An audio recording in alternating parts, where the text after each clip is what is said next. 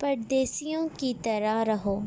رسول پاک صلی اللہ علیہ وآلہ وسلم نے فرمایا، حضرت عبداللہ بن عمر رضی اللہ تعالیٰ عنہ سے روایت ہے کہ رسول پاک صلی اللہ علیہ وآلہ وسلم نے میرے دونوں شانے پکڑے، پھر فرما دیا، دنیا میں اس طرح رہ جیسے گویا تو پردیسی ہے، جس کا قیام پر پردیس میں عارضی ہوتا ہے، اس لیے اس کا دل نہیں لگتا، یا بلکہ اس طرح رہے جیسے گویا تو راستے میں چل رہا ہے، جس کا بالکل ہی قیام نہیں۔ اور حضرت ابن عمر رضی اللہ تعالیٰ عنہ فرماتے تھے کہ جب شام کا وقت آئے تو صبح کے وقت کا انتظار مت کرو، اور جب صبح کا وقت آئے تو شام کا انتظار مت کرو۔